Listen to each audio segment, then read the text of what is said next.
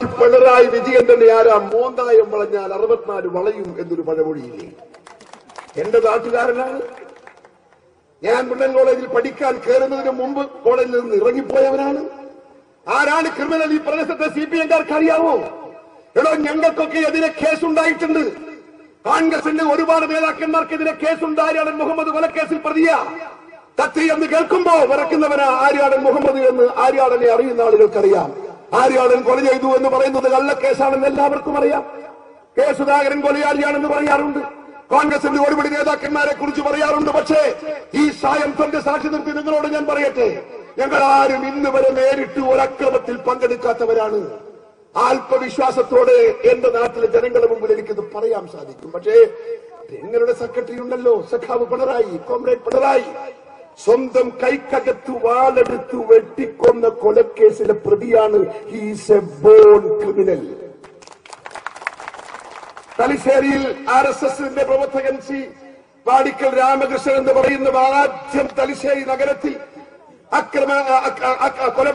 കൊലപാതകത്തിന്റെ അക്രമ പരമ്പരയ്ക്ക് തുടക്കം കുറിച്ച് ആദ്യത്തെ കൊലപാതകം. ആ കൊലപാതകത്തിലെ പ്രതി എന്ന് മാത്രമല്ല, പ്രതി ആയതല്ല, സ്വന്തം കൈ കൊണ്ട് രാമകൃഷ്ണനെ വെട്ടിക്കൊന്ന കേസിലെ പ്രതി അതാണ് പിണറായി വിജയൻ. എത്ര പേർക്കത് അറിയാമെന്ന് എനിക്കറിയില്ല. തലശ്ശേരി ബ്ലോക്ക് കോൺഗ്രസ് കമ്മിറ്റിയുടെ പ്രസിഡന്റ് ഉണ്ട്, നമ്മുടെ കണ്ടോത്ത് ഗോപി. കോൺഗ്രസിന്റെ ഇടതുപക്ഷ കോൺഗ്രസിന്റെ ബന്ദിന് ബീഡി കമ്പനിയിൽ ബന്ദ് പറയാൻ പോയപ്പോ, ബന്ദ് ദിവസം ബീഡി കമ്പനി പൂട്ടിക്കാൻ പോയപ്പോ ഇലകീറുന്ന കത്രിക കൊണ്ട് ഗോപിയുടെ വയറ്റത്ത് കുത്തിയ ക്രിമിനലാണ് പിണറായി വിജയൻ.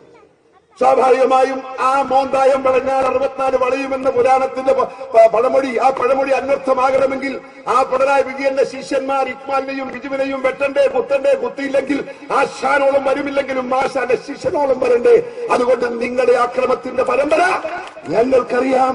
നിങ്ങൾ നന്നാവൂല, തല്ലന്റെ അമ്മാമ നന്നാവില്ല എന്ന് പറയുന്ന പാർട്ടിയാണ് നിങ്ങൾ. നിങ്ങളുടെ മാർഗം അതാണ്. അതിലൂടെ മാത്രമേ നിങ്ങൾക്കിവിടെ ജനങ്ങളുടെ മുമ്പിൽ പിടിച്ചു നിൽക്കാൻ സാധിക്കും. ഭയപ്പെടുത്തി അത് ജനാധിപത്യത്തിന്റെ എന്തിനാണ് ചന്ദ്രശേഖരനെ വെട്ടിക്കൊന്നത്? 52 വെട്ടുവെട്ടി പെറ്റമ്മക്കൊരു മുത്തം കൊടുക്കാൻ മുഖത്തൊരിടം കൊടുക്കാത്ത ഭീകരമായ കൊലപാതകം. ആറ്റ് നോറ്റ് വളർത്തിയ പൊന്നുമകൻ ഒരു ഉമ്മ കൊടുക്കാൻ ചന്ദ്രശേഖരന്റെ മുഖത്തൊരിടം വെക്കാതെ 52 വെട്ടുവെട്ടി നുറുക്കി. 52 വെട്ടിലൂടെ ചന്ദ്രശേഖരനെ കളച്ഛേദം ചെയ്ത രാഷ്ട്രീയ പ്രസ്ഥാനം. പ്രിയപ്പെട്ട ഭാര്യയ്ക്ക് ഒന്ന് മുഖം പിടിച്ചുമ്മ വെക്കാൻ അവസരമില്ലാത്ത വിധം ഭീകരമായിരുന്നു ചന്ദ്രശേഖരന്റെ മുഖം. എന്തിനാണ് ചന്ദ്രശേഖരൻ വധിക്കപ്പെട്ടത്? ചന്ദ്രശേഖരൻ വധിച്ചതുകൊണ്ട് ഓഞ്ചിയത്ത് മാർക്സിസ്റ്റ് കമ്മ്യൂണിസ്റ്റ് പ്രസ്ഥാനം ശക്തമായോ? ഓഞ്ചിയത്ത് കമ്മ്യൂണിസ്റ്റ് പ്രസ്ഥാനം കരുത്താർജിച്ചോ?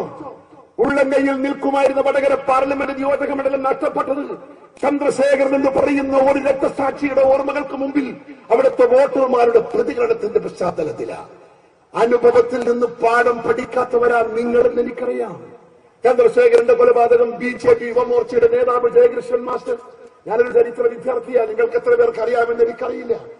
MA ഐച്ഛികമായി സയൻസ്, സോഷ്യൽ സ്റ്റഡി, സാമൂഹ്യ പാഠം ഐച്ഛിക വിഷയമായെടുത്ത് MA പഠിച്ചവനാ ഞാൻ ഒരുപാട് ചരിത്രം വായിച്ചവനാ.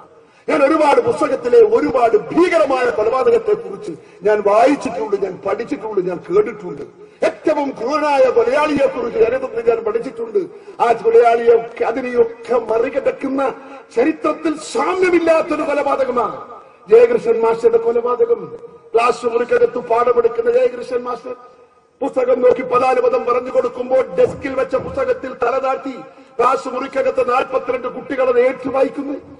റൂമിന്റെ ക്ലാസ് മുറിയുടെ പിൻഭാഗത്തുകൂടെ കൊലയാളികൾ കടന്നു വന്നു. ഞങ്ങളൊക്കെ മരത്തിന്റെ കമ്പ് കഴിക്കില്ലേ, മഴുവിനെ കൊണ്ട് വെട്ടി, അതുപോലെ മഴുവിനെ കൊണ്ട് പിറകിൽ നിന്ന് ജയകൃഷ്ണൻ മാസ്റ്ററുടെ കഴുത്ത് വെട്ടി. ആ തല ചെരിഞ്ഞ് താഴെ വീണ് ഈ ചങ്കിൽ നിന്ന് രക്തം മുകളിലേക്ക് പൂക്കുച്ചി പോലെ അങ്ങ് ചിതറി. ആ രക്തം ക്ലാസ് മുറിക്കകത്ത് കുട്ടികളുടെ മുടിയിൽ, കുട്ടികളുടെ വസ്ത്രത്തിൽ, കുട്ടികളുടെ പുസ്തകത്തിൽ, ചുമരിൽ, ഡെസ്കിൽ, ബെഞ്ചിൽ, തറയിൽ രക്തത്തിന്റെ നനനനുപ്പ് വന്നപ്പോ കുട്ടികൾ കണ്ണു തുറന്ന് നോക്കുമ്പോൾ തലയില്ലാത്ത അധ്യാപകന്റെ ശരീരം ഒരു ഭാഗത്തേക്ക് ചെരിഞ്ഞ് ചെരിഞ്ഞ് ചെരിഞ്ഞ് ബോധം കെട്ടു. വളരെ